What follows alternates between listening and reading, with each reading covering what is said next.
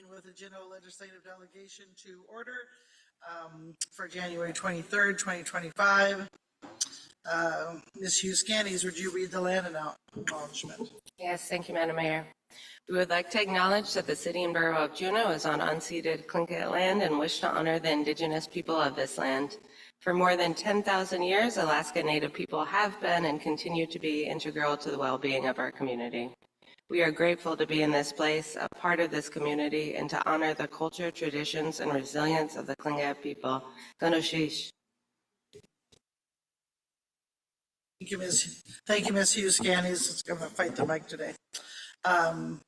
Next, we will do roll call, and I think instead of having a clerk do roll call, we'll actually do roll call ourselves and just say two things about you, like how long you've been on the Assembly, and this is mainly for staff so they can understand the legislative staff so they know who we are. So we'll start with you, Ms. Hall.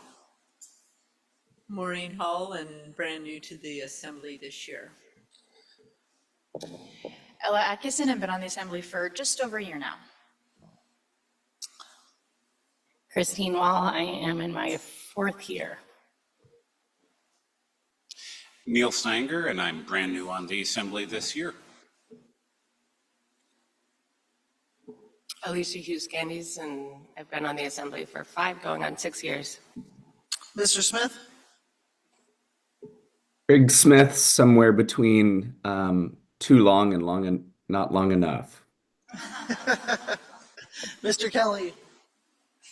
I've been on the Assembly for a little more than a year. Thank you. And I'm Mayor Weldon. I've been here too long, as Mr. Smith says. And for our special guests, we'll start with Andy Story, Representative Story. And please introduce your staff if they're here.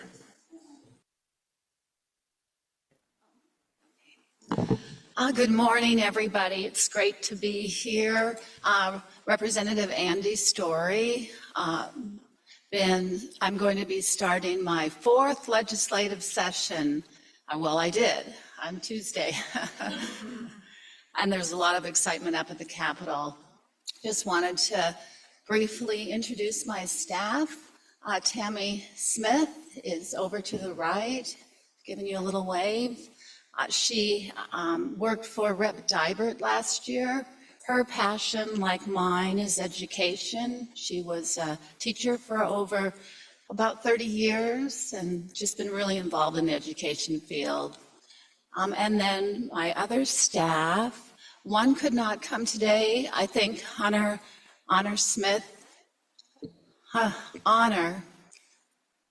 Miller Austin, sorry, I didn't get that quite right. She is born and raised in Juneau and happy to be working for her home district. She was with Rep. Stapp from Fairbanks last year.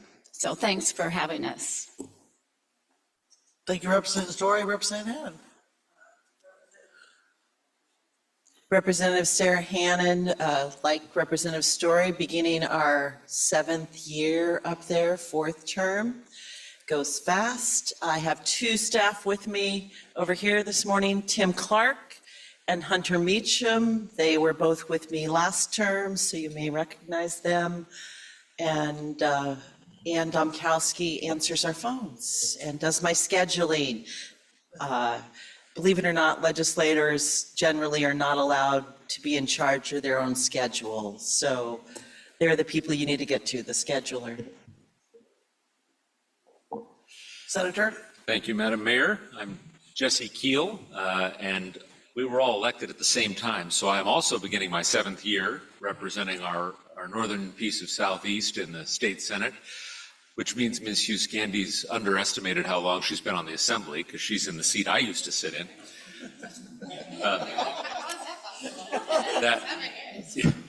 It just goes by so fast when you're having that much fun, doesn't it? So that said, I am somewhat, I've retained a little bit of my own calendar, which is why I was late this morning, as usual. I'm joined by most of my staff members this morning. Behind me to my left is Kathy Schlingheide, who has been with my office the entire time I've been in office. She suffers greatly. She staffs me on the Senate Finance Committee. I have a University of Alaska Ted Stevens Foundation intern this year. Cole Asuski is there by the city flag. He will be staffing me on the Transportation Committee. I have one staffer who's not with me this morning physically. That's Aurora Hawk. She staffs me on the Judiciary Committee and has more staff experience in the Capitol than almost anyone in the building. I'm fortunate to have her. And then one other member of the staff whom most of you have met at some point. Ms. Atkinson, let's try that again. Ms. Atkinson staffs me on the Senate Education Committee, and for some reason is willing to sit in a position where people first see her as they walk into the office, so they too suffer greatly. And then we have our two lobbyists. Kevin, you want to start? Yeah, hi, Kevin Jardell, you're a state lobbyist. I was just thinking about this the other day. It's my 27th legislative session and my 26th year as a resident of Juneau. Wow. Katie Ketchell, I am your federal lobbyist, and I've been around quite a bit. I want to say 20 years, helping Juneau out on the federal front.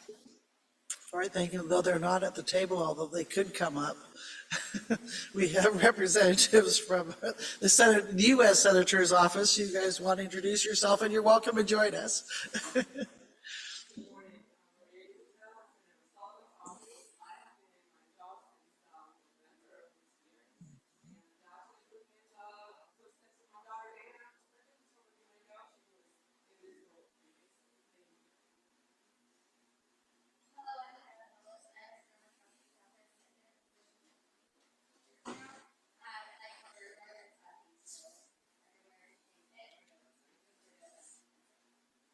All right. Come on up, Kara. So, and then we'll go race through the room real quickly because we have several of our department heads here too, plus honored guests. So we'll start with you, Ms. Pierce.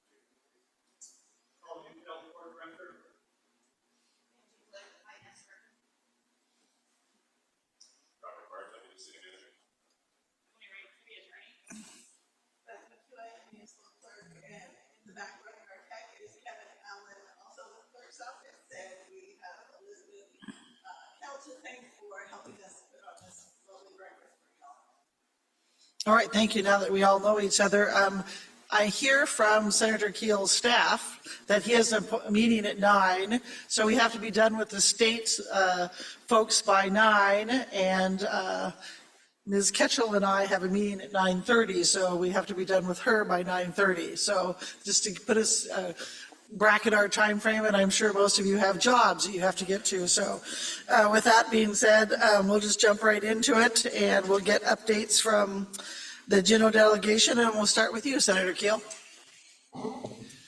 Well, thank you, Madam Mayor. As the two representatives mentioned, the legislature gavelled in earlier this week, and we are off to the races.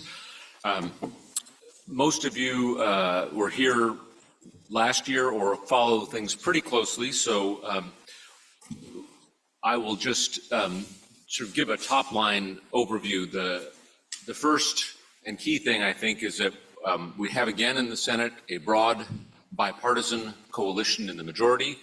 It's a little smaller than last year, 14 members, but that is 2/3, and that's sufficient to operate the Senate pretty efficiently. It also, by virtue of having power very consciously split between members of the two parties, means that the Senate is likely to operate by design, a very nonpartisan way. Nobody's perfect, but it lets us put ideas and solutions first. That's the design, and it worked reasonably well the last 2 years. I think it will work well this year. I've gone over my committee assignments already, so you know where some of my primary focuses will be. I'll just touch briefly on the Finance Committee. I know Representative Hannan has more to say. Suffice it to say that the revenue picture ain't as pretty this year as it was last year. Again, the draw from the earnings, the sustainable draw from the earnings of the permanent fund will be the state's largest revenue source. That is a very stable revenue source. However, oil is still number 2, and by a lot. It is a major piece. And the price forecast is not great. Certainly not at our budget balancing price, although it was there yesterday. When you look at the annual average, doesn't look like we're going to make that. So we're looking, especially for the fiscal year to come, at trying to fill a deficit. I don't think it will be anywhere near as large a deficit as the budget the governor produced. His budget shows, when you read it, about a $1.5 billion pool of red ink. In reality, that's much closer to 1.7 or a little higher when you look at supplemental needs and the like. So we're going to have a difficult time in the coming session settling on a budget that takes care of education funding. And I think there is broad consensus within the legislature that education funding needs a durable boost. And the other needs of the state. I think the co-chairs of the 2 finance committees in charge of the capital budgets don't have giant smiles on their faces most of the day. There won't be a lot of projects we are able to take care of. That leaves us in a tough spot for things like childcare, although I think we will be able probably to maintain the childcare assistance on a statewide basis that we did this last year. But I don't want to leave you with all bad news. I will let the Assembly know that the project, I shouldn't say rebuilding, but massively reconstructing Lemon Creek Correctional Center is on track, and we expect it to reopen sometime this summer.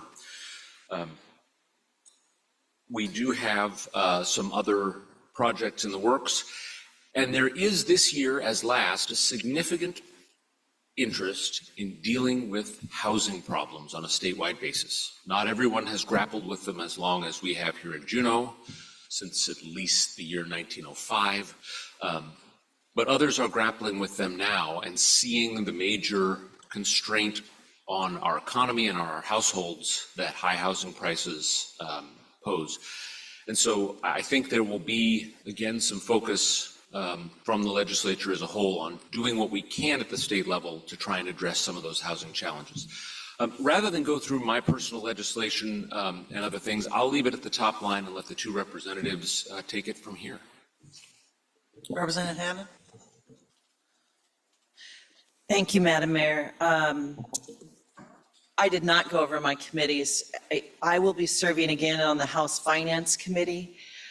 So like Senator Keel said, we start looking at the budget right away. I am chairing subcommittees for the Department of Transportation and Public Facilities, Department of Corrections, and Department of Environmental Conservation. All of those are budgets that have a lot of issues for Juneau. Of course, all departments have statewide obligations. One area, and since it's our #1 on your tentative capital priority list, for example, the state budget proposed by the governor, he vetoed some money last year from the disaster relief fund. There's money in the supplemental. We know that even with the amount of money requested, when our budget's overdrawn, not overdrawn, it's over budget, we need money supplemental to this current operating year, and it no way is actually going to be the total value that we're going to have spent on disaster relief across the state. The governor has until the 15th day of the legislature to continue to add supplemental requests. We're anticipating in here that there's going to be some additional requests in the area of disaster relief, but it is one of those areas when we start talking about trying to develop a budget that is true to what we are actually spending on an annual basis. Disaster funds happen to be one of the places where I have focused the last couple of years of we need to be putting more money in there. Even if we don't spend it each year, we need to be allocating at least what we averagely are spending. And we're way undercapitalized in our disaster relief funds for the state. And when we look at any individual disaster, that means your local governments may have to wait, or will we get that reimbursement from the state? Will the offices that are supposed to respond have the staffing in place to do it? We, as the senator said, both between the prediction of what we were going to produce in oil and then what the price of oil is, it's not a rosy picture. We are not anticipating finishing FY25 with the surplus that last May we expected. And that doesn't really turn around in FY26. We are not expecting to have revenue beyond what we have for requests and demands, even to get flat level funding. So we're going to have a lot of political struggles. Very few constituents reach out and say, we are thrilled with the level of services across the state. I don't want any more disaster relief. I don't want any more troopers. I don't want any more fish research going on. Instead, we generally hear that those are things that we should be spending more time and therefore money on. Now, to a slightly happier or easier note, I also will again be chairing the Legislative Council, which is a little bit of inside baseball, but as a community, we kind of understand that. It is a joint committee of the two bodies that is the internal operating policies. You might recall that 4 years ago, we set forth with Legislative Council and the Juneau Community Foundation, gifted to the legislature the assembly building that we then renovated into housing for the legislature.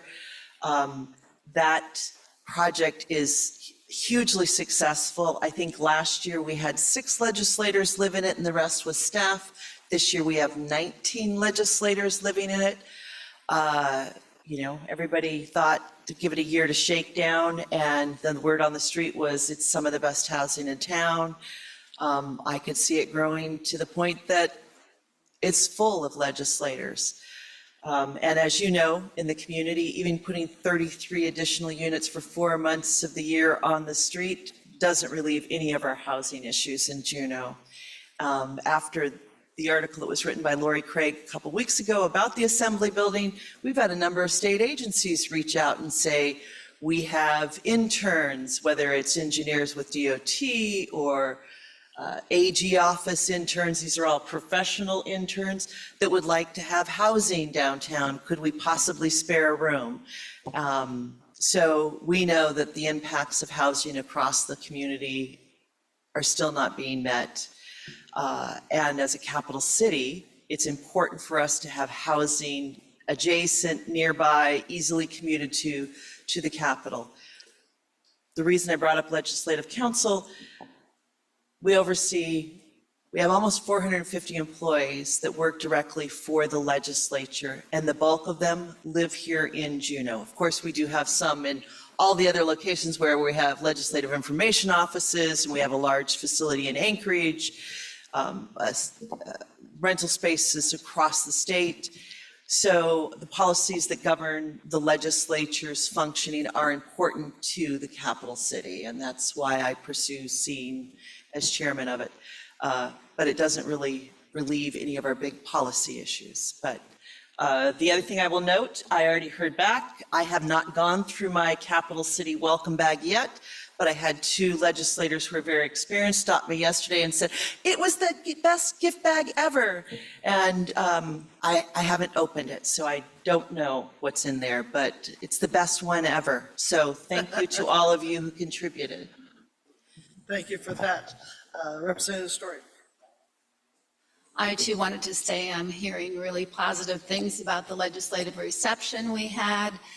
Just great turnout, and everyone really felt welcome. They look forward to it. So thank you guys for your efforts on that. I wanted to start out with a little bit positive, and that is I'm co-chair of education this year, which is great. And we are starting out full speed ahead. We will be hearing from Lexi Painter on Friday about the foundation formula, and then we will see an education funding bill before us next week. And that is really exciting. We have our priorities as the House bipartisan coalition made up of 14 Democrats, 5 independents and 2 Republicans. And we too want to not worry about parties, but worried about getting things done for Alaska. So that is education funding. We are not alone in struggling with wanting to make sure businesses feel like their kids are going to get an education here with their families and fill up the workforce, and number one issue for many of our constituents. And it's the same, I'm happy to say, on the Senate side. That's one of their number one priorities, so that's really good. I know the governor is really wanting to work on education too, and we're hoping we can find some compromises and get a permanent funding increase within there. And then pensions, that was another unifying principle with the House and Senate majorities. And as we know, we are struggling to fill our vacancies, our employee vacancies. And we are going to be looking into many things in that arena. But I wanted to say I also serve as vice chair of the State Affairs Committee. We are starting out today looking at our elections this past election season and reviewing how that's going.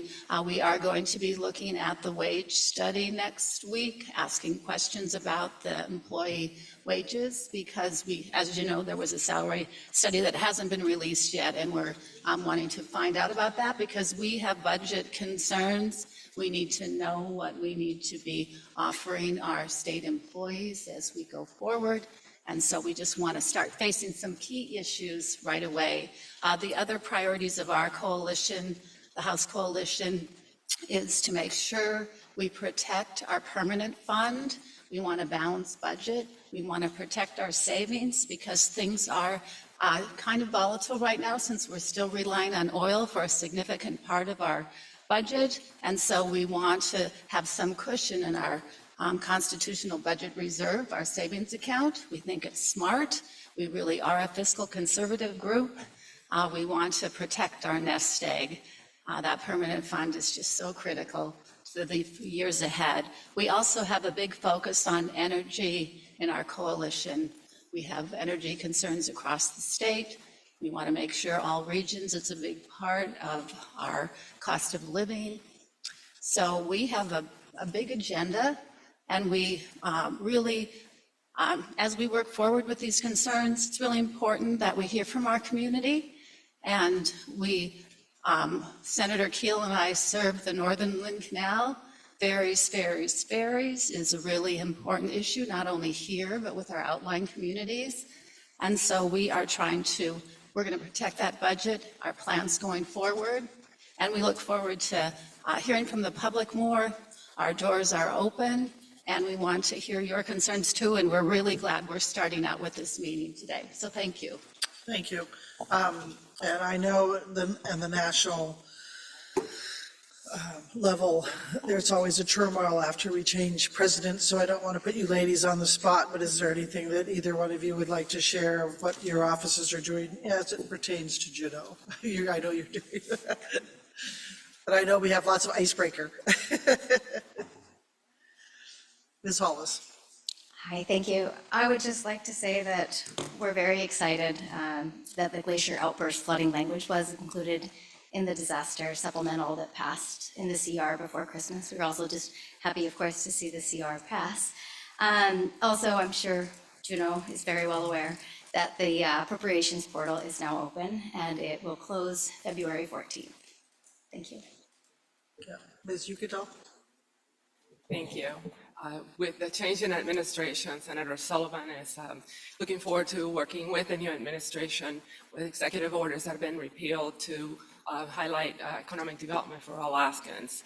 So that's coming up with the new administration. And personally here, I looking forward to working with anyone who has troubles navigating the changes in the new administration with respect to Social Security, immigration, any challenges that constituents may have. Our offices are available to help navigate those environments. So thank you. Thank you. And just to let the Assembly know, because they may or may not know, we sent a letter signed by me on the 17th, I want to say, asking the members of the delegation to do what they could do to speed up anything that they could do on there and help with the glacier outburst flood. So you guys, I'm sure, have seen those letters.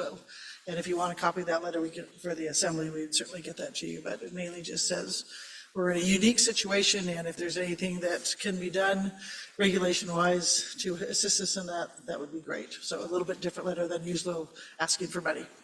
But anyway, with that, anybody have any questions for any of our delegation?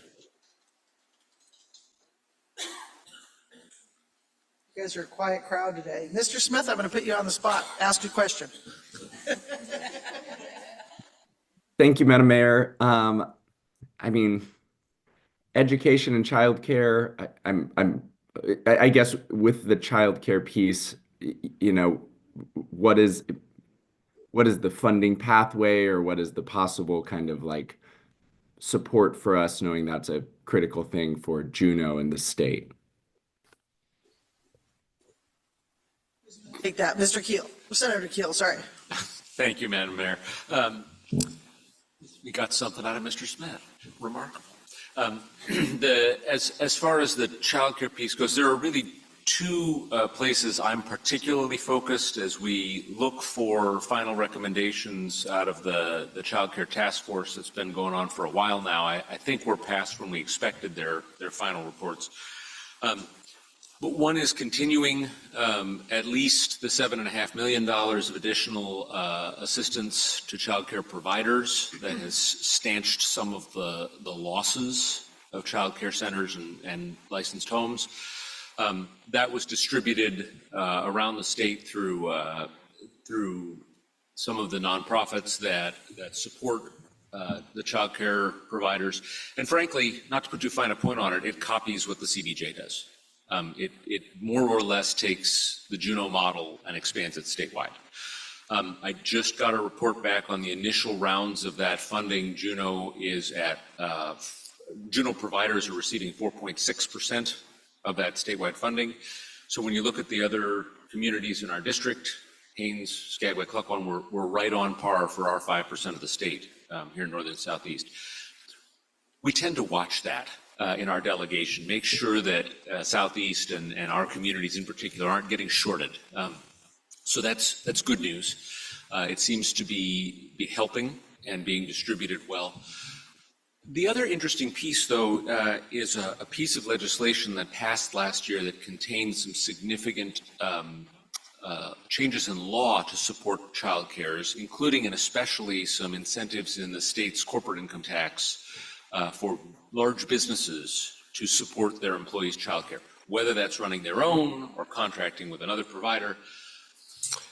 Those provisions were put in a bill that ended up having lots and lots and lots of pieces, and there is currently a lawsuit as to whether it's so broad it violates the constitutional single subject rule. You may, and I emphasize may, there haven't been decisions made yet, you may see us pass the same thing again to be safe, to be careful, because it's that important. So that of course hasn't happened yet, those decisions haven't been made, but I think the issue is important enough, we really ought to do that. Okay, Ms. Hughes-Candies. Thank you, Madam Mayor. I have a question about housing. It's nice to know, and it's been my own personal experience that kind of now everybody in the state can't ignore it and everybody wants to talk about it. I feel like in Alaska, we don't have necessarily the same mechanism. We're a little slow to the jump. In other states, you might see a committee that's always talking about housing.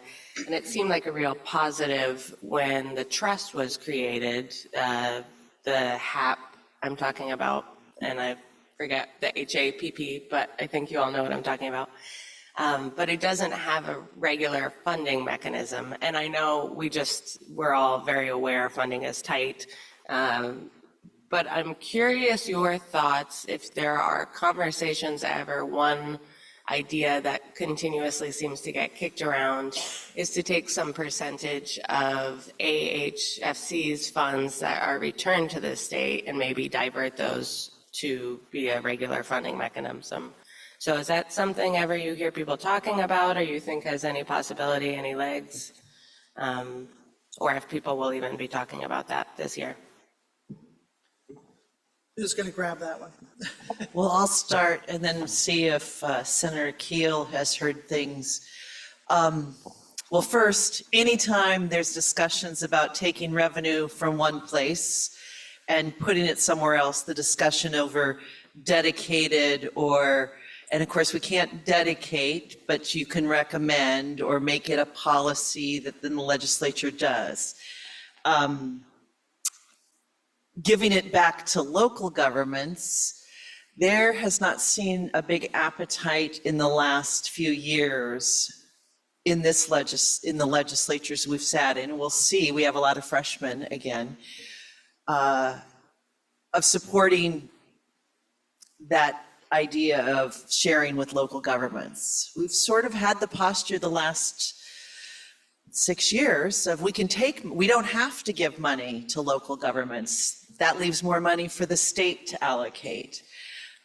So seeing if this legislature had an appetite to take some money that was to go directly through AHFC to give it to local governments for housing, something we can push for or something we could ask about, but I haven't heard that being talked about. I have had people ask if there's discussions with AHFC to do any low-income developments. It's been a long time since they've built any new low-income developments across the state. There's sort of some big, there's nowhere in Alaska that doesn't have a housing crisis. And if we get to Bush, Alaska, probably there's statistically more of a problem, but the evidence of where we see a lot of that concentrated issues are in our urban areas, so Juneau being a regional urban area. And when we talk about housing, the questions become, are we talking about low-income housing or just continual residential housing? And those conversations get muddy real quickly because many people, when you start talking about housing, think about their unhoused population, that being their most critical need. But other people are talking about single family or, multiplex housing. And so first you have to sort of parcel out, what do you mean by low income or worker housing, and where's your capacity?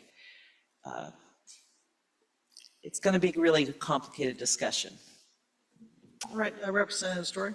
I did want to say that HAP, the Housing Assistance Public-Private, is a really popular program among most legislators, and unfortunately that commitment we made last year was vetoed by the governor. I'm hoping he'll look at it differently if we get it over the floor, because it is the number one thing that we're hearing about. I did want to say there was a program through AHFC that does now allow first-time home buyers to borrow up to 97% of your loan. So you don't have to put down nearly as much, but you'll have more debt. But it is an opportunity if you want to get into a home and you're low on the down payment, that is something to check out through AHFC. Senator Keel, do you want to add anything on that one? Thank you, Madam Mayor. I'll just echo what Representative Hannan said. Drawing lines, whether binding or strongly dashed, isn't particularly popular. The legislature likes to keep its ability to decide year by year on the funding. I will just say that the three of us really went to bat this last year for helping to directly address some of Juneau's housing problems. with a couple of $1 million toward the Peterson Hill infrastructure. That met with a very disappointing veto. However, I'll put it in a statewide context. There was well north of $40 million on a statewide basis to support new housing builds that was signed into law. So, it's unfortunate. The governor has targeted Juneau with a disproportionate vengeance with his veto pen for 6 years now. So we'll keep doing our job and just see what we can do with him and that pen going forward. The other good news is that AHFC, I think, is in a slightly better, an increasingly better revenue position. Their better mousetrap is they can get it really low-cost money nobody else can, and they put it in the mortgage market, and the difference between what people borrow at and what they got it from, that's one of their primary funding sources. That was crummy when interest rates were in the twilight of the toilet. Great for borrowers, not helpful to AHFC. Higher interest rates actually mean there's a little bit of money coming into AHFC's bank, and that's something that the legislature looks keenly at. The other place we're looking is at the Industrial Development and Export Authority. They have a lot of cash. There are things they do very well, partnering with banks to support small business loans of various kinds, including some housing, some hotel units I know here in Juneau. There are also things they do very badly. They tend to start mega projects that have a history of being boondoggles. They don't really participate in the housing market at all. We're going to look seriously at changing that. Again, on the supporting individual developers and developments, helping out banks with wraparound financing or interest rate support to improve the economics of real projects, not giant grain silos and fish plants that are neither close to markets nor fish, or we could go on with stuff for some time. Thank you. Mr. Kelly, you've been very patient. No worries. It's an important topic, so I'm glad that we were able to address that. Before I start with my question, I will note that it looks like Assemblymember Smith, our deputy mayor, is in the attendees list also with his hand raised. My question had to do with some of the disaster assistance.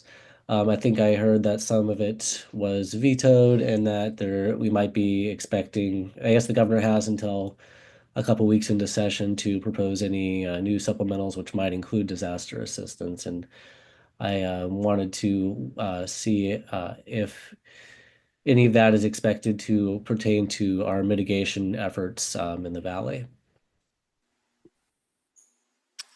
You reach for your mic, Representative Hannon, you get it. Well, nose goes. If you brought it up, then you have to address the question. I guess the first is that the supplemental monies would not go to the mitigation request that is in this capital proposal, right? Supplementals are for the current operating year. It's that the state disaster fund got drained. We weren't the only disaster in the state. We put some extra money, not extra. We had a higher level of funding proposed from the legislature. Some of that money got vetoed. It appears that the governor is now coming back and saying, let's put some of that money that was vetoed back in the supplemental because we spent everything we had. And so, we're going to have money going into the disaster relief fund for the state. Let's just assume that the supplemental goes through. We're still going to be requesting in FY26 a bigger pot of money than the governor has put in his December 15th budget, because we know that it is not meeting the needs on an annual basis of the disaster claims across the state. That's just the state disaster fund, completely separate from any specific capital request for, say, Juneau's outburst flood mitigation plan. And I'm going to just use a phrase that I was asked at the Chamber of Commerce. How can I mesh the two? I'm going to be advocating for both more money into the statewide fund as well as specific disaster responses in my community and in other communities that suffered specific ones. Because the fund is there for the unknown disaster, right? The ones that we already know, I think we need to assist those communities in addition to the fund being viable. Did that answer your question, Mr. Kelly? It did. Thank you, Representative Hannon. Ms. Wall. Thank you, Madam Mayor. I think my question got answered. I'm certainly interested in our delegation's response to our legislative priority list, but maybe are we going to get there, or should I ask? We're getting there. Okay, then I'm gonna shut off my mic. Okay, I just have two questions since I don't see any more. Neil, you didn't have one? With the ballot initiative, as of July 1st, where most businesses are going to have to do sick leave, have we seen any kind of clarification how we're going to do that, other than the language of the ballot initiative, which is very vague? My latest conversation was about a month ago with one of the authors and sponsors of that initiative, who said they are actively working with the Alaska Department of Labor to write regulations and make sure that they are clear and workable and functional, and that they thought that process was going well, that the department was working with sponsors and with employers. If that process doesn't end up working well, there's an opportunity for the legislature to make tweaks. We, of course, cannot repeal a voter-enacted initiative for 2 years, but amendments are possible. If the regulation process does the job, you'll see the legislature happy to focus on other issues. That's our hope. All right, thank you. I just have had lots of questions from the business community. It's like, I don't know the answers to those. And then the other one is strictly a rumor. Statewide general obligation bond? Rumor, total rumor, possibility? Don't hold your breath. Well, Madam Mayor, I'll jump in, and then the other two are welcome to. You're not going to see that passed this year because general obligation bonds have to go to the voters in a general election. So if there were to be such a thing, we'd look at it in the next legislative session. And it's way too early to predict the next legislative session. We're just barely trying to get our feet under us for this one. Okay. Ms. Hall? Thank you, Madam Mayor. With the demographic shift in our state and population decline in many areas, it seems like the housing, there should be housing out there. Are there any discussions about retrofitting of existing housing stock, being that's so much cheaper than starting from scratch and building? I'll pick on Representative Story because she hasn't jumped in. That's an excellent question, and I think it's something we've had some discussions about. How could that be, what could happen in that arena, but I specifically don't know anything right now, so I'm going to pass it over to Keel and Hannon if they're hearing anything. Senator Keel? Thank you, Madam Mayor. They've been limited. You're absolutely right. That's a very cost-effective way to do things. The legislature's only involvement in that historically has been to fund the energy efficiency retrofits. You may recall the last time there were significant surpluses. There was a big program for both a state-funded program for low-income folks and a refundable program that didn't have a means test on it. Both extremely successful in terms of renovating housing stock, reducing carbon emissions, saving people cash. So win-win-win. It does take cash to do that, and that's where we're pinched. So it'll be part of the conversation, but the competition for dollars will be fierce this year.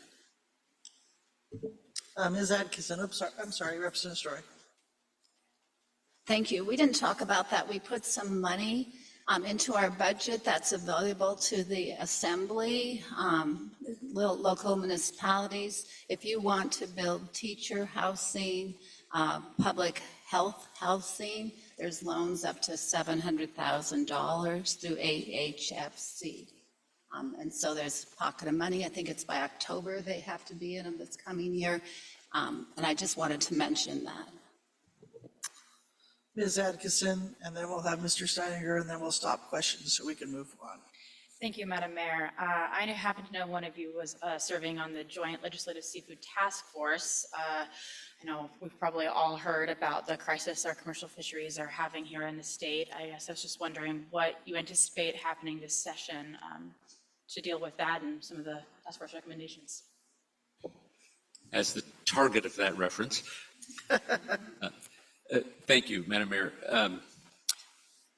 You know, it's interesting. I don't know if everybody in the state is aware of just how powerfully the tide is bucking against commercial fishing right now. Runs have been down all over the state. Interest rates are extremely high. That's bad for fishing families. It's bad for processors. Markets have been incredibly soft, and the international situation has hurt them more. And we have failed to take advantage of some opportunities. The legislature put $10 million into seafood marketing last year to try and replace Russian seafood as unsustainable Russian seafood as the loophole in the sanctions finally got closed. I should give a nod to the members of our congressional delegation who worked with the Biden administration to make that happen. The president made it happen a little late, but it finally happened. And we weren't there to replace that seafood with Alaska seafood, which was a missed opportunity. The Chileans and the Norwegians and others certainly put a lot of cash into that. So things are extremely rough. I believe there are 620 households in Juneau that earn some or all of their money every year from commercial fishing.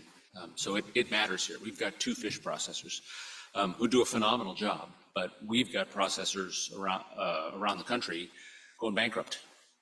So our task force has put together a slew of ideas, things we can do to help. And I think you'll see action on a lot of those bills, some of them having to do with funding marketing, some of them having to do with some bridge funding, some of them having to do with lowering barriers to access and entry. But the barriers to access and entry are getting lower as permit prices drop through the floor. So there's a lot of work to do. We will probably see at least half a dozen bills introduced. They have to make their way through the legislative process, but there is a strong focus among especially legislators from coastal Alaska, but also several from Alaska's largest fishing village, which would be Anchorage, in propping up and helping support that absolutely critical sector of our economy. So there is some help coming. Mr. Steininger. Thank you, and I'm looking forward to seeing what the Education Committee comes forward with a K-12 foundation bill. I'm curious, the moratorium on new school bond debt is set to expire, at the end of this fiscal year. Is that an issue that the Education Committee is going to look at? Is there an appetite to allow that moratorium to expire, or are you considering extending it again as has been done in previous years? Representative Story. Thank you for that question. We were just talking about that the other day, how we'll have to be looking at that with the climate of where the capital budget is and where the state budget is. I think there is I have heard some people want to keep that going and not lift it. But I know there are so many needs around the state, but it's a concern about, does the state have the money to match that? I know they're talking about it being 50-50, not doing the 60-40, but I think we'll be lucky if we get it back. Senator Keel. That, I think, is a dynamic to watch. If we do nothing, the moratorium ends, and as Representative Story said, it comes back at 50-50 bond debt reimbursement. The downside of that is the checkbook's open. What municipalities can get, qualified projects, necessary projects that municipalities can get past their voters, the state owes half the bond debt. So that's a downside when budgets are tight from a state financial perspective. Here's the upside. About a quarter of what we put into that bond debt reimbursement, we put into the rural school major maintenance fund for schools in areas where there is no bonding ability. And neither is subject to the governor's veto. And that, I think, weighs very heavily with a number of legislators in favor of not taking action to keep the moratorium going. Very much an open question. I don't know how it will come down. Those conversations have begun in earnest. All right, with that, we're going to move on. So next we will hear from our state lobbyist, Mr. Jardell. Thank you. You can only tell us good things.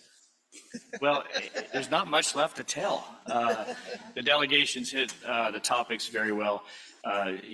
Juneau has had a history and kind of almost a culture of the delegation working together, regardless of what side of the aisle they align themselves with philosophically. We've had a real history of that delegation having a strong working relationship. We continue to see that. This year, we have all three of our delegation in the majority, which certainly puts us in the best place possible to have influence for the benefit of our community and try and get what we can for our residents in our community. So that's great, and it puts us in a really good, strong position. That said, just hitting some of the things, and I don't want to repeat everything, but there's a reality of budget pressures. And, it seems that, a high oil price year is the exception. And these pressures on the budget are a yearly event. When we have a little surplus, it seems to be a PFD discussion instead of a salary discussion or a housing discussion. And it's really just how much of that surplus can we put towards a PFD. And that lever really controls a lot of the debate on what we can do outside of that. And that's just the reality of where we are. Maybe it changes in the future, but that's been the history, past history of it. So to hit a couple of highlights, education funding and pensions, both the House and Senate majorities have clearly identified those items as priorities that they want to address. I expect both of those to be addressed in some way. We will be watching to ensure that our community interests are aligned with that end result and working with our delegation. Education, if you start opening up the formula, there's a lot of little pieces that can impact different sized communities differently. And so it's a very complex formula to try and write a funding formula that deals with Queethluck, Anchorage, and Juneau and fairly. And that's a tall task. So a lot of work there and a lot of effort to watch that. Pensions are one thing that I think will get attention and get moved to the floor. But salaries are another kind of undercurrent that I think we're going to see getting more and more attention as we go forward. Is the state competitive? There's a lot of, at least anecdotal information that we're not competitive. And so I think we'll see that. And I think that's important to our community, that our residents that are working for the state are getting a competitive wage, and we're retaining those people in our community and keeping our jobs here. Marine highway is always one that we watch. With budget pressures, there is some effort, I think, in the administration's aligned to look at some new ferry, mostly for dilutions and whatnot, but the system is better when the system runs better for all of Alaska. The capital budget's always important to us. I think it's just good to reassert that we do not expect to have much of a capital budget outside of the funds that we use to match federal funds. And that match is so important. We will have that, but outside of that, it gets expected to be real thin, barring some geopolitical event that raises oil prices significantly. And so that's kind of the situation we're in.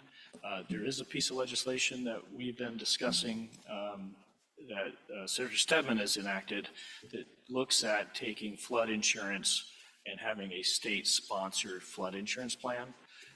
Some early preliminary information indicates that maybe residents of Alaska are spending 4 times on premiums what Alaska is using for floods.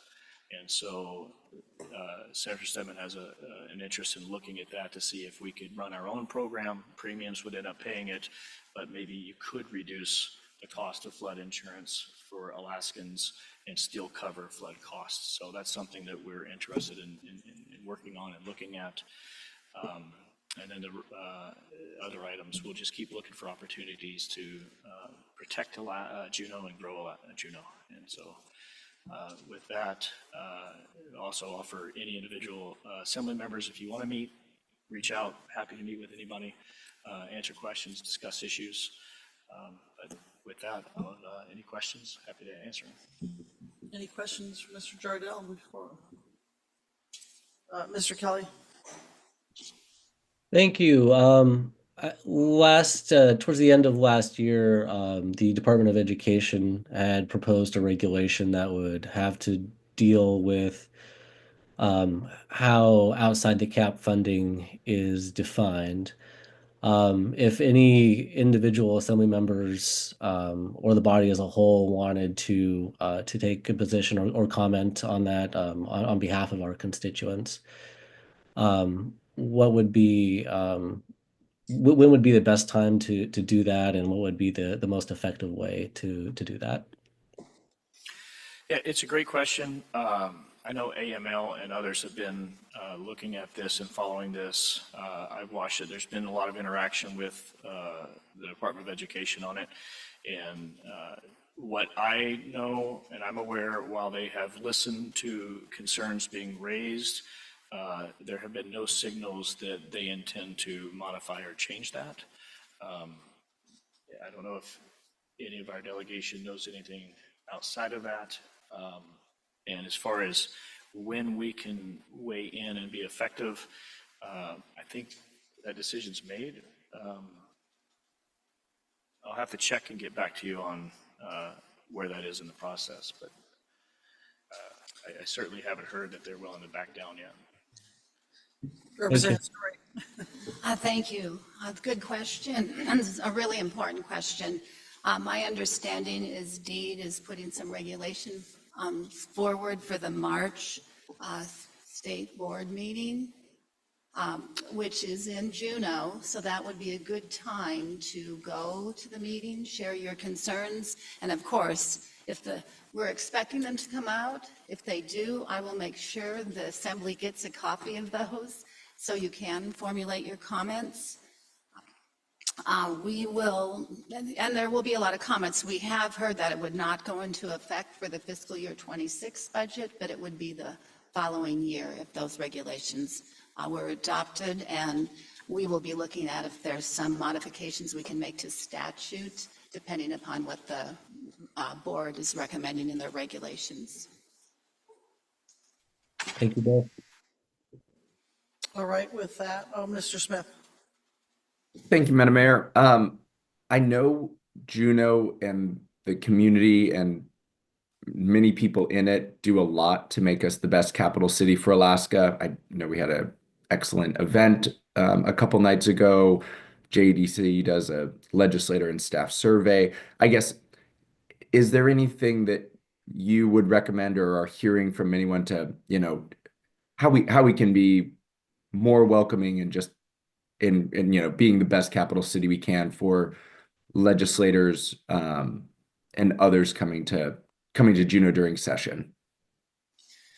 Yeah, good question, and one that we constantly think about and look at. I serve on the Alaska Committee, and we've been asking that question at every meeting. A couple of things come to mind.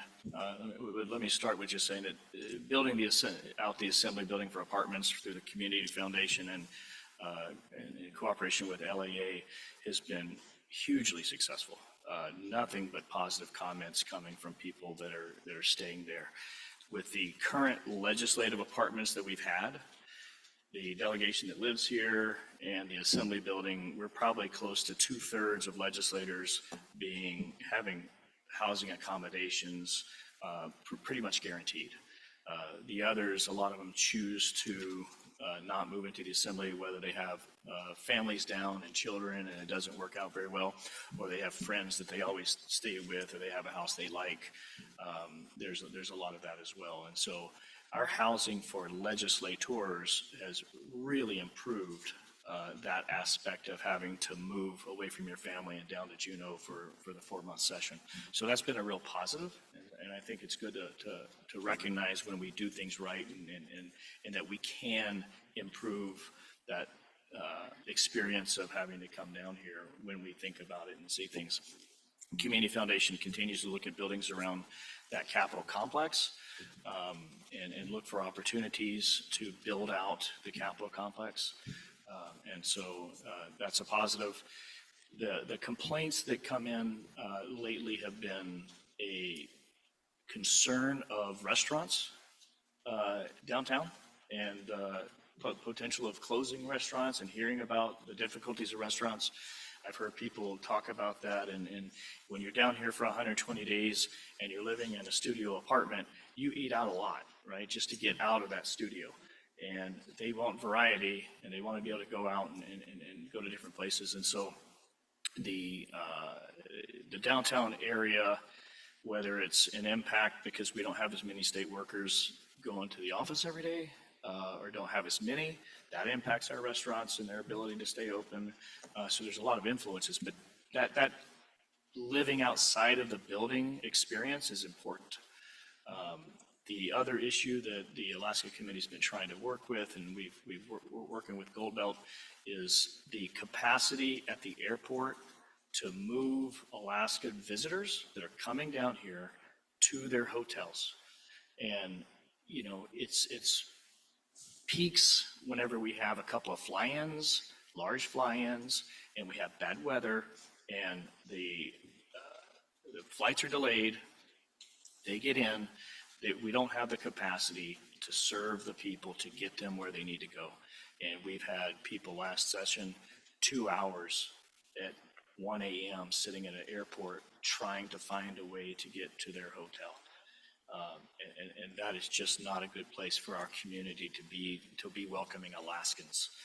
And then they go in the building and complain. And so that's something that is a problem. We're trying to work with it, trying to work on a solution.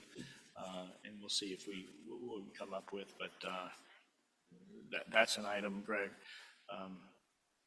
Outside of that, you know, the survey, JDC is going to release a survey, I think, in early February. We've been a part of helping them draft that to try and make sure that we're asking the right questions. But the survey really is a comprehensive look and request for what's your experience so that we can take that information and synthesize it and see what we can do as a community to improve on these things. Crime was a more significant issue 4 years ago-ish, 4 years-ish. Haven't heard as many issues lately. And so I think we've much improved the downtown issue around crime. Still some here or there, but for the most part, I haven't been hearing much on that. Representative Hannon.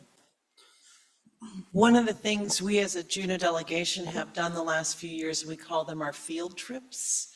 So we have tried to provide opportunities for legislators and staff who are from other parts of Alaska to learn about some of the things that are unique to Juneau. A couple examples.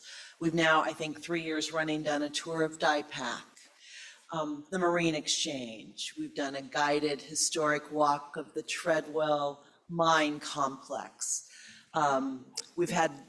So if you have other ideas of things that Alaskans would find interesting and are perhaps unique to Juneau, that we might be able to organize a field trip to come learn about the capital city, would be happy to entertain those. It's always a logistical nightmare to figure it out, but the people who participate always, you know, even if it's a low number, will say it's interesting. And, you know, a legislator walking through the DIPAC hatchery with a kid in tow looking at millions of little fry, the kids get really excited, then the adults get excited, so that it's really easy to talk about the impact of commercial fishing and the role of hatcheries. And so those are things, if we've had a lot of ideas, it's sometimes we only get 2 or 3 organized, but let us know if there are things we are missing in the community that we should be making sure to point out to people from other parts of Alaska.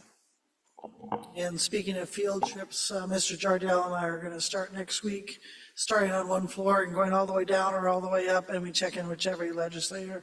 office to see if there's anything that we can do. And when we get our schedule, we can certainly put it out there if anybody from the assembly wants to join us. We can't take a whole group. I'll take one at a time, but we don't need to overwhelm people. And sometimes it's just a briefly, hi, bye.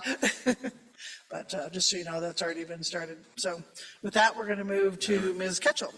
Madam Mayor, can I Go ahead, Senator Teal. just very briefly agree with absolutely everything Mr. Jardel said. Second Representative Hannon's request. Apparently my idea for field trips to Lemon Creek Correctional Center not that popular. So your ideas would help. The other thing, I'm sure you've heard me mention it before, but my request of the Assembly is don't start a mega project tomorrow, but one gradual step for the built environment is never crack open the concrete on a sidewalk downtown without having an awning over top when the project is done. People's ability to walk around out of the rain, if they're not from a rainy place, the Ketchikandians don't care, but if they're not from a rainy place, really impacts their impression of living in Juneau. And so many of them do live in that core. So cook it into the comp plan, the ordinances, whatever you need to do. That's something that over decades we can do to make Juneau an even greater capital city. Okay, I'll make sure Ms. Kester notes that in our comp plan that we need awnings on the sidewalk. All right, with that, we'll go to Ms. Ketchel. Good morning, everyone. It's great to be here. It's actually warmer here than it is in Washington, D.C., so that's refreshing. City management has been really diligently updating you on the Mendenhall flood front. Some of our successful initial efforts in D.C. To include emergency immediate relief and technical assistance from the Army Corps. And Kevin Jardel and the governor's team had a really good hand in helping speed that along. And that's, getting Army Corps here immediately with technical assistance to address the immediate short-term solutions. And also the congressional directive priority language in getting a new study start for the Army Corps investigations. And that's a big kudos to the Alaska delegation for getting that language in that federal disaster supplemental bill. It wasn't easy. So a big round of applause for the congressional delegation for doing that. And then just kind of our meetings with Department of Housing and Urban Development and the Forest Service in their headquarters have really nudged them and put this on their radar. And I think that's going to really help when this disaster supplemental is implemented. They know about what happened and it's in the top of their mind when they're looking at that statute when that comes down. But the work continues. We're not done. There's a lot of follow-up. That congressional language was not allowed to say specific Juneau. It just was allowed to say glacial lake outburst flooding, which, we have to go back and make sure the Army Corps of Engineers knows what the congressional intent of that language is and to put that in the work plan. The Army Corps' work plan is supposed to be, I think, 90 days after enactment, roughly February 18th, around that is what I'm counting. So we'll be meeting with the Army Corps of Engineers, Assistant Secretary of the Army for Civil Works, which will be signing off on that work plan, which projects are included in that disaster supplemental that Congress passed in December. And then we'll have to, of course, follow up with the Office of Management and Budget, who does the ultimate sign off on what the Army Corps of Engineers has put in their work plan. So we'll be following that up the chain. And also following some other items in that disaster supplemental was a lot of funding for the Department of Housing and Urban Development Community Development Block Grant disaster relief. I didn't want to throw a lot of acronyms at you, so I'm trying to do my best here. There's a plus up in that budget account, and we want to make sure that HUD, Department of Housing and Urban Development, knows that some of that money is intended for Juneau. It was intended by the congressional delegation who wrote letters to OMB, and then just need to follow up and make sure that that allocation will eventually get to Juneau, and that involves an action plan on Juneau and the state's part to make sure that allocation gets to Juneau. And with the Forest Service, crossing our Ts, dotting our Is on getting that 3 million that they promised after telling them what happened, and they were very helpful in the headquarters office in trying to find something that they could do. But there's probably more that can be done, but we'll keep doing it, and we just want to follow up on the initial successes that we were able to get. So that's ongoing. We're also going to be researching and discussing today, later, the congressional directed spending items. We'll be looking at, the full list, sorting out what's a state ask, what's a federal ask, and that all depends on what the available federal buckets are, what's eligible, and not only eligible, but competitive. Because we want to make sure we're putting our best projects forward in the best lanes going forward. And again, there's a lot going on in the DC front with these executive orders. It's kind of like a fire hose right now. We're trying to sort out what they mean. I think top line, they are raising a lot of questions. Some of them are very vague, but they're providing insights, right? Alaska as a state is a big priority, which is really interesting. It's to promote more all of the above energy development, which could be good for the state. And, the devil's in the details, right? We're going to see how that's implemented. And we have a role to play in that, and, talking to the Department of Energy and ensuring that that actually does help us. And also a lot of executive orders and language surrounding some of the Inflation Reduction Act, which is what they call the Green New Deal. That's a lot of energy development credits and some grants.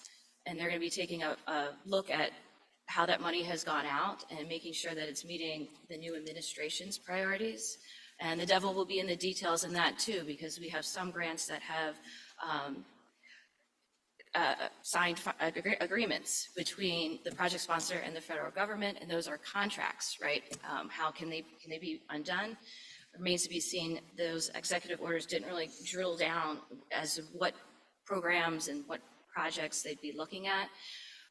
But I have, just as a general statement, transportation infrastructure, which the city cares a lot about. A lot of our federal grant applications are transportation infrastructure. Energy, those are things that are agreed to on a bipartisan basis. Like, those programs were set up bipartisan, so it's going to be kind of difficult to really undo a lot of the ones that don't involve some of the climate topics, but your bread and butter, roads, bridges, transit, that sort of thing, ports. When you look at it, it looks like their emphasis is really on electric vehicles and, picking one energy out of all of them, not in all of the above energy strategy, but like saying we're going to focus on one over others. I think that's not going to be put into practice. I think they're not going to put emphasis on electric vehicles going forward. And the way, this could be ramifications in lots of different ways, but the one way I see this ending up is grant funding notices of opportunity going forward will not emphasize electric vehicles and things like that. And we have plenty of other projects that we could be focusing on. So I don't think that is a huge loss to us. We'll just make sure that we're reading those carefully and that we are aligning our priorities with their priorities, because that's how you get the money. We're also expecting Congress to turn to passing the FY25 appropriations. There's another continuing resolution through March. That's going to kind of jumble up our FY26 going forward, because it's kind of colliding in the same time period. So Senator Murkowski's office has said, hey, we need to resubmit the FY25 CDS, as well as your request going forward. And the one that we're going to repeat is the one that's already pending in the FY25 bill. Congress also has to deal with the debt limit ceiling increase, that's happening right about now, as well as they want to turn to border security. An extension of the Trump tax cuts will be part of their first 100 days. So that's a lot to work on. It's going to be a lot to track, but it's going to involve, the political landscape and how that all gets sorted out. And also a renewal of the multi-year surface transportation authorization bill. We have 2 more funding years left of the bipartisan infrastructure law. And that law will have to get renewed, and what that looks like will have a role to play. We have Congressman Nick Begich is on the TNI, Transportation and Infrastructure Committee, and that committee has already started hearings. We really want to hurry up and wait and get our policies in place so that we can pass that critically important bipartisan bill. It's a bipartisan committee. It's always a bipartisan bill. I just kind of see different emphasis in this new administration, but everyone wants roads, bridges, transit, rail, ports, energy. That is all I have for you today, and I'm ready to take any questions. Thank you, Ms. Ketchel. So in general, just so people, the assembly understands, because they don't get to deal with you lovely lobbyists as much as I do. Ms. Ketchel kind of touched on it. So these are basically our voices in the both legislatures and Congress that track legislation for us to make sure we're aware of all that. They track funding sources to make sure we're eligible for that. And they set up appointments. And this year, we definitely had to fall more on Ms. Ketchel than in the past, and she certainly has risen to the occasion. You know, we've been very successful going back to Washington, D.C., but people don't know behind the scenes there's a strategy behind everything. And Ms. Ketchel's been the one that we know we're going, and she'll say, come in 2 days. And that's when we go. And she's got all of our appointments lined up for us. And so that's where we've been so successful with the flood. So we don't get to do this often. So we're going to take a quick round of applause for Ms. Ketchel's efforts this year.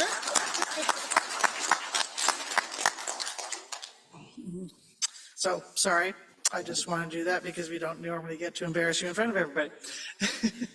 So, with that being said, who has questions for Ms. Ketchel? Mr. Smith. Thank you, Madam Mayor, and thank you for saying and giving Ms. Ketchel the well-earned accolades on the flood work, and I mean, just excellent results, and yeah, thank you so much from us and me on those efforts, and just appreciate you trying to do what you can. Obviously, it's a large bureaucratic agency, but just to move that general investigation study as quickly as we can, because we know we need a long-term solution there. I guess you brought it up in terms of infrastructure bill. I guess just any updates or good news or things that can be done, I guess, regarding ferries. I know there was some money for operations, but anyway, and this may spill over into the state delegation and Mr. Jardell's realm as well, but just wanted to bring that up as an importance to our community as well as the region. Well, I think with having Congressman Nick Begich on the Transportation Infrastructure Committee and having Ranking Member Rick Larson from Washington, I think ferries have a shot, at least on the House side, and on the Senate side too. We have Senator Sullivan on Senate Commerce and Senator Murkowski on Appropriations, but I think we're going to see some tea leaves on the House side first, because they are just gunning to get some hearings, and they will be opening their stakeholder process to hear from everyone. And it's great having Chairman Graves and Ranking Member Larson there, because when they did this with the FAA bill, it was truly an open public stakeholder process. And I mean, we were able to get something in that bill for Juneau Airport. So I'm optimistic that we can help ferries in that process. That's what our 9:30 is with Ms. Ketchel and Ms. Kester and the Army Corps of Engineers. So she's arranged that too. Ms. Hughes-Candies. Thanks, Madam Mayor. Just to follow up on that, on those pieces of the bipartisan infrastructure bill and obviously the IRA had a lot more of the climate focused stuff that will be going away. But in the BIL, IJA funds, there were also increased funds for all those commonly agreed upon roads, bridges, things. Do you think you'll see clawback in just the general amount and it'll go back to pre that bill levels? Well, the conversation in some of the transportation infrastructure hearings have kind of talked about how that BIL was a once-in-a-generation investment. That tells me that it's not going to be that high again. And we have the competing pressure of reconciliation. And that is a process to make sure that we can pay for these Trump tax cuts. So they will be looking at all committees, and committees are going to be expected to come up with cuts. So I've seen Chairman Sam Graves and TNI say that he doesn't expect a lot of cuts in the transportation world. They're focused on energy and the climate stuff. So I think there will be downward pressure, but I don't think there'll be like a gutting. Now, the bipartisan infrastructure law had a bunch of extra funding for things that are outside of the committee jurisdiction, like EVs for school buses. You're not going to see that again either. Anything further? Ms. Hall? With, again, back to the demographics of our state and job vacancies everywhere, from low-level kitchen workers, you know, probably part of the reason we don't have as many restaurants in Juneau, but immigration, are, you know, folks aware of how vital this will be to the state of Alaska to have a pathway for folks to come here, immediately get a work permit and start contributing, and you know, while their status is pending, awaiting, you know, with the shortage of folks to process asylum claims, et cetera. So just, you know, that's a major priority, or should be, for our state. So just wondering if that's Yeah, that's going to be interesting how that plays out. I think a couple of states have already filed lawsuits against that executive order. And it just remains to be seen what the limits of presidential power are when it comes to those types of policies. I do know that Congress wants to do a border bill. So maybe, you know, because there's such a slim majority of Republicans in the House, maybe what comes out of that process is a little bit more palatable than what an executive order comes out, and maybe we can all like agree that that's great progress, because yeah, that's going to be difficult for a lot of states, including Alaska. But we'll see with the devil's in the details what that actually looks like. Thank you for that. Okay, I'm going to stop questions because I know Senator Keel's on a timeline. So, and you can, Ms. Ketchel will be around, so we can ask her questions later. So with that, we're going to go to our legislative capital priorities, and I think I'm coming to you, Ms. Kester. No. You have to yell. Thank you so much. So you have in your packet a cover memo for today's presentation of the legislative priorities, and then there are booklets around the room that are the draft legislative priorities. These have been through an extensive public process here starting at September with all of our advisory bodies. The Assembly discussed them in the Committee of the Whole, and they will be adopted at the February 3rd regular meeting. This list is an important list for us to not only make asks of the state delegation and the federal delegation, but it also guides our work throughout the year. So this list, when it's adopted, will be entered into CAPSIS in the priority order. A little more complicated for our federal requests. You know, just to emphasize how we use this list. Last year, we submitted 6 priorities to the federal delegation, and while we were only successful in getting a congressionally directed spending for one, the Ock Bay Wave Attenuator, which of course hasn't passed. So while we were successful, we will be needing to resubmit that. You will see that we were also successful getting a grant working with AML for HVAC improvements for the school district, and Port Director Yucatel was successful in getting a PIDP grant for Aurora Harbor drive-down float. So again, the funding opportunities aren't always in congressionally directed spending, but this document is still important to drive our work. I want to talk a little bit about how we come up with the federal list, because that the state list goes through a very extensive public process and everyone touches it. And then really what we do is we work with the delegation. Ms. Catchell and I work with the delegation on pulling priorities from that bigger list that fit the buckets and seem to be competitive. And I've kind of laid out in the memo a short list of the projects that we feel like have eligible buckets. And, that includes disaster mitigation, that includes transportation priorities like the crossing, of course, wastewater treatment, housing, and kind of infrastructure priorities.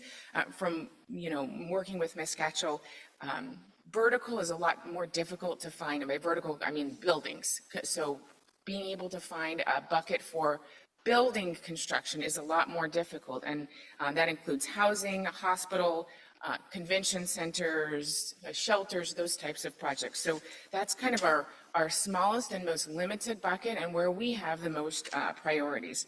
So if you'll see the recommendation that, I'll be working with Ms. Catchell with, is to submit no more than 5 priorities. We've been advised that as a city of our size and the capital city, we're allowed about 5 priorities, prioritizing both glacial lake short-term mitigation, so HESCO barrier project and phase 2, and making sure that we can continue to buy ourselves time for long-term mitigation. Also, long-term mitigation, so those are 2 separate projects that we'll be submitting. Always lots of opportunity for wastewater treatment projects. That's a basic infrastructure priority, and that was a high-scoring project. Capital Civic Center is the kind of vertical project that if the Assembly wants to recommend, I would say I guess that's kind of the most difficult bucket to find funding for are those construction projects. And then Aqua Bay Wave Attenuator, because we need to resubmit that. You will see that we likely won't be moving forward with requesting money for the crossing this year just because it's not very competitive. We've received funding in the past and we're still working on design through the last congressionally directed spending and the RAISE grant.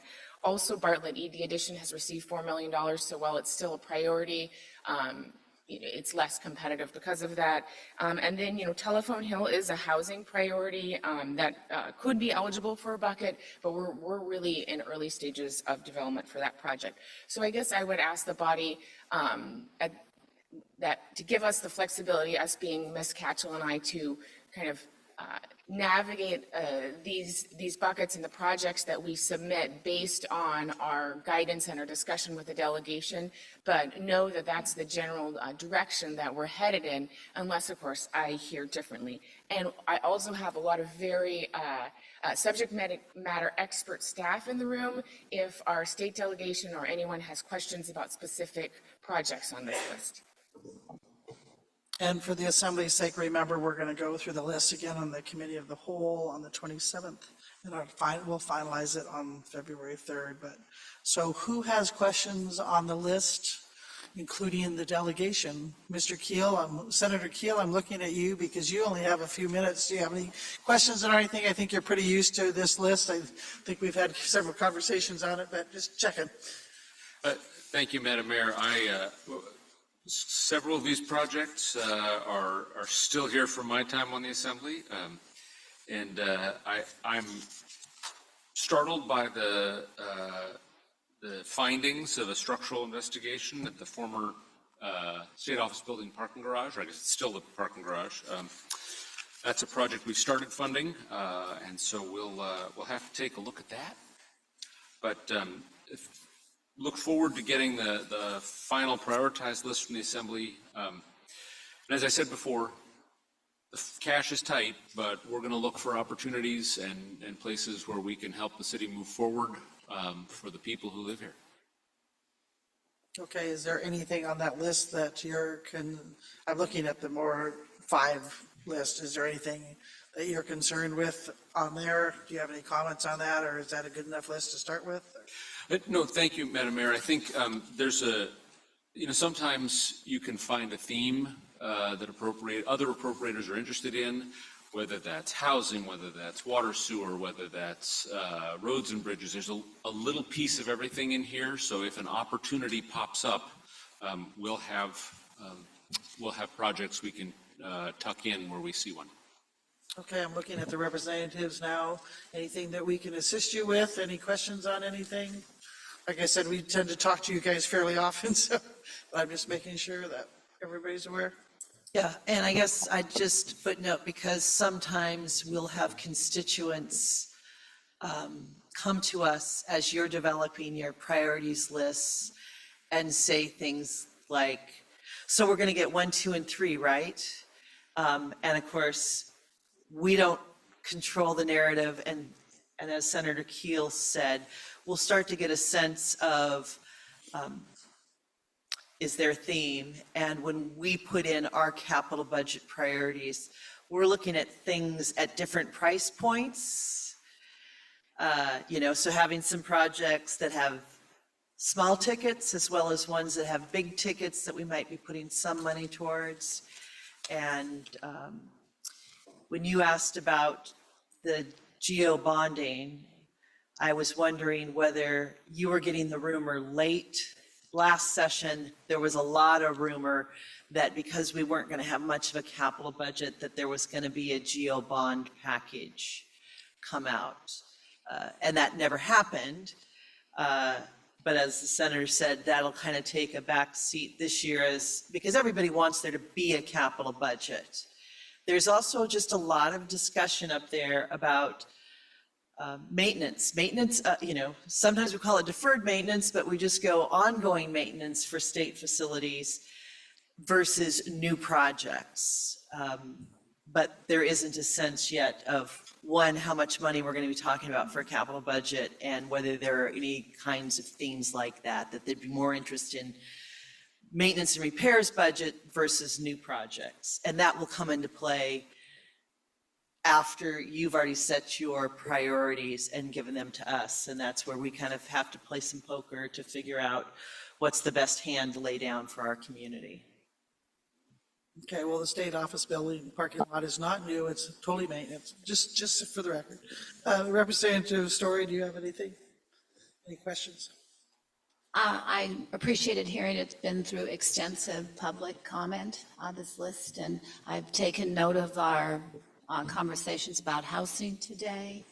But the delegation works really closely on what should be prioritized and try to be a unified front on that. Thank you.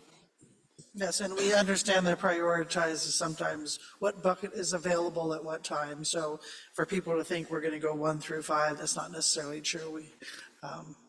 You guys have been excellent at finding little niches of money here and there, and it might be item 27 on our list, but it's a unique little funding source. So we appreciate all you do. So just a roundabout discussion on anything that comes to anybody's head. We have Senator Keel for probably 3 more minutes. So now is the time to grill him if you have anything before he goes.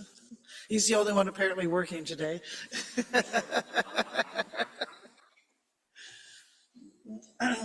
Mr. Smith.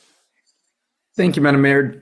I know it's a recurring topic, but just to bring it up yet again, I guess, is there is that kind of parking garage, 2nd and Franklin, or nearby to the Baranoff, in seemingly not great shape. I guess we have looked at that as a possible property for development of housing or something. I guess any pointers or anything we can do to encourage the transfer of that property back to the CBJ from the state, or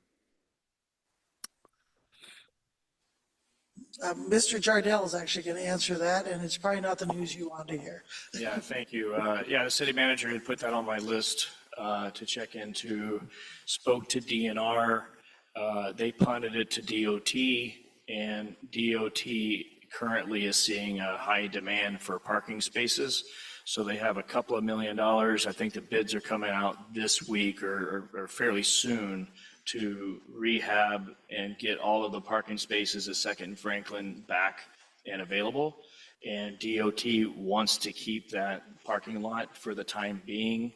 And so if we want to make a new pitch for that parking lot to help potential development of housing, we would, I think, need to go to DOT with an alternative parking plan for them that provided them the same amount of spaces in a relatively similar area.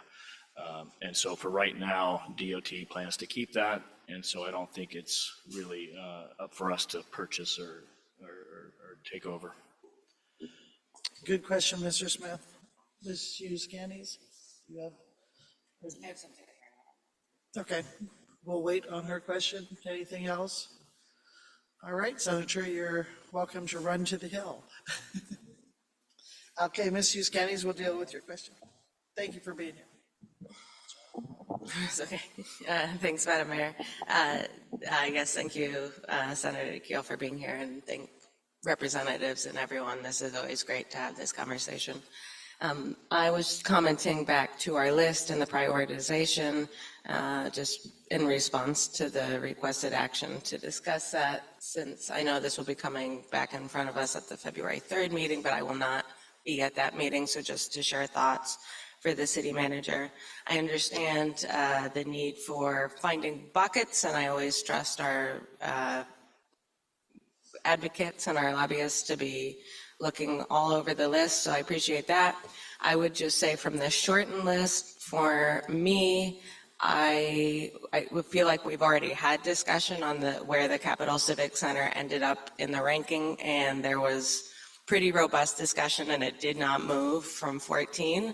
So I would not, in my opinion, move that into the top 5, because that's not what we decided to do. And it would be my preference. I see that Telephone Hill is there. Perhaps maybe not the most competitive, but it is also a small price tag.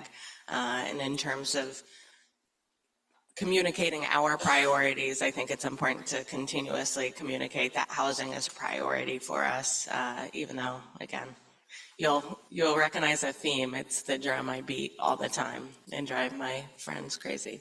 So that's all. Yes, we can refer to you as Ms. Housing Scandies.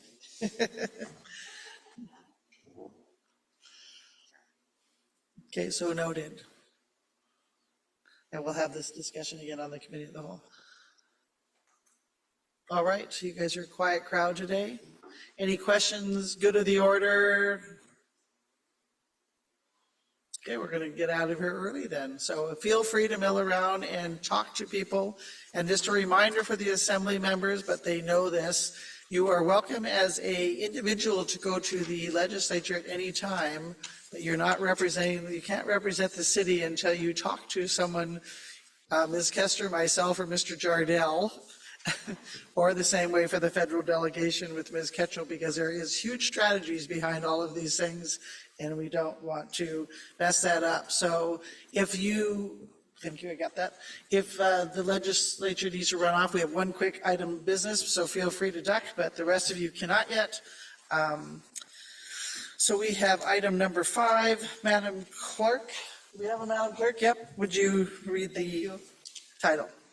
Thank you, Madam Mayor. This is introduction of ordinance 2025-12, an ordinance amending ordinance serial number 2024-42 regarding the proposed refinancings by the Alaska Municipal Bond Bank of various revenue bonds of the city and borough authorized thereunder. Thank you, Madam Clerk. Madam Manager. This ordinance is an amendment to ordinance 2024-42, which authorized the refinancing of 3 bonds through the Alaska Municipal Bond Bank. The amendment is necessary as the Alaska Municipal Bond Bank is consolidating principal due dates to the month of December, which changes the payment schedule from March to December and alters the years of maturities in CBJ's issuances. This ordinance adjusts the maturity years for Alaska Municipal Bond Bank's due date changes. Ordinance 2024-42 authorized the issuance of up to $13.5 million in bonds to refund or refinance the 2014 A Port, 2015 Harbor, and 2021 Port bonds. The original bonds were sold through the Alaska Municipal Bond Bank and financed harbor improvement projects, seawalk construction, and cruise ship berth enhancements. Ordinance 2024-42 was approved on December 16, 2024. I recommend this ordinance be introduced and set for public hearing at the next regular assembly meeting. Thank you, Madam Manager. So we will not take public testimony on this as it is just an introduction only. Ms. Euskandis. Thank you, Madam Mayor. I move that this ordinance be introduced and set for a public hearing at the next regular meeting, and that's ordinance 2025-12, and I ask for unanimous consent. Any objections? Seeing none, that ordinance is introduced. So with that, we do have public participation on any agenda items, but I don't know that we have any members of the public here. So we will move on to adjournment. Thank you all for coming, and appreciate everybody's time this morning at the crack of dawn.